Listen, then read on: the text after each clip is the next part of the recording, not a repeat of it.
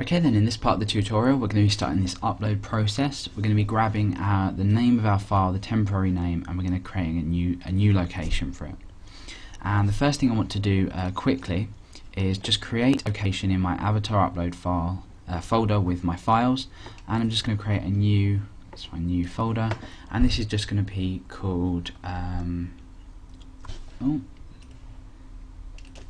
avatars. Okay, so this is just a sort of like an unsecure location. Anyone can really access it, but what we're going to do is inside we're going to create some random folders that are going to store this avatar in it. In fact, do we need to do that? We don't actually need to do that. Ignore that, because avatars are going to be displayed really to everyone anyway, if that's how your website works. So I'm just going to be uploading directly to this folder. Okay, so what we need to do is we have the name of the file itself and we have its temporary location. So what I'm going to do is I'm going to say the location, and this is the new location, the full location, is, in fact no, what we're going to do first is move the uploaded file. So I'm going to say move uploaded. Sorry about this, I haven't planned this tutorial, I'm doing it completely off the top of my head, so if I'm running a bit silly then please ignore. So move uploaded file. We have two parameters for this: the temporary name, which we've saved as TMP name up here, and then we have the second parameter where you want to move it to, and this is upload. Is it uploads or uploads? I've called it open avatars. Okay, nothing like it. So avatars /.name, and this basically says avatars / the name of the actual file. So it might be avatar.gif or avatar.jpg or avatar.bmp or whatever. This is going to be your file name. Bear in mind here you might want to check for, if you watch my uploads tutorial, you might want to check so people can't go uploading things like exe files, executable files, any application files that could cause any damage to your server. So make sure you include that check, but I'll leave that up to you. Okay, so we've moved our uploaded file. That should be successful. And the next thing we want to do, I mean really what we should have done here is, like I was suggesting before, is made a location, and that's going to be avatars /name. And what we can just do is then again come in and replace that. It just looks a bit neater and a lot easier, and then we can use this location variable again. Okay, so what we now need to do is open up our database and query it. So I'm going to say query equals MySQL query, and I'm going to say here update users set image location equals location where username I think it is, username equals, and this is this session up here.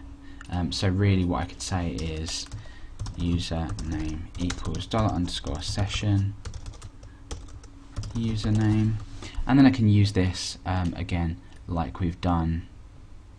Where do we put it? We put welcome username, so we can just replace that. And then up here I'm saying my query where username equals username. So this is going to only update where my session variable is equal to well, itself. So at the moment it's Alex, so the only row that's going to be affected inside our database is this row here. If it was Kyle, this is the only row that would be affected. So really that's how it ties in with if you have sort of like a register login script. So let me explain this query. We're updating our table users. I've called table users like it says it here. This is my table users, and we're setting the image location, so that is this field here, image location equals location, and that's the location avatars / and the name of the file that they've uploaded, where username equals username, which is again the session username, so in this case it's Alex. So really what we're doing here is setting the location to the location of the image where the username equals Alex at present. And then once this query has completed, we're just going to say die your avatar avatar or profile image or whatever, however you're using this, has been uploaded. And then I might have a link just saying home, and this home is going to be the view.php. We're just pretending that it's like their sort of home page with their little profile image up there. Okay, so we're dying and we're giving that out to the user. So what we can do here is just save that out. So I can come back here, I can, oh no, I don't want to resend anything. Okay, so the file I'm going to choose is this little Hello Kitty image here.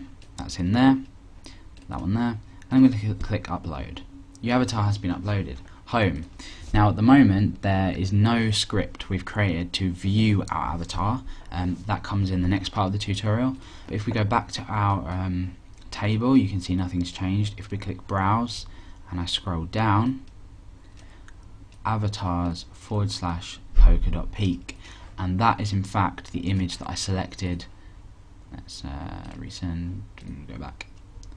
That is in fact the name of the image exactly that I did there. So let's now take a look. Let's come in here, file open, inside our avatars. Oh, what's happened here? Actually, I think that's because we're selecting from PHP files only. Yeah, okay, right, my mistake. So our image has been successfully uploaded. I thought for a minute there I couldn't code, but I obviously can. Okay, so there's our image. That's all uploaded, and now we're ready in the next part of the tutorial to get that displayed to the user. But here's the catch, depending on who they're logged in as. So at the moment I'm logged in as Alex. If I was logged in as Kyle, I wouldn't have that Hello Kitty image displayed, because I wouldn't be logged in as Alex who had just uploaded the image, because as you can see the only affected row here is mine. Yeah, so that's about it. We've uniquely changed our image. I mean, just for an example, I could actually change this to Kyle, save that out, and I might go like, okay, there we've got welcome Kyle. Now instead I might go browse and say click on this picture here, click upload. Your avatar has been uploaded. Inside, Kyle now should have been the only affected row. If we click browse and come down, let's refresh that, and we have the other avatar uploaded. So that sort of shows you how you can bring sessions into it and how to update uniquely from a database. The next and the last step is to display the user's image depending on that unique user. So catch me in the next part and I'll show you how to do that. Thanks for watching.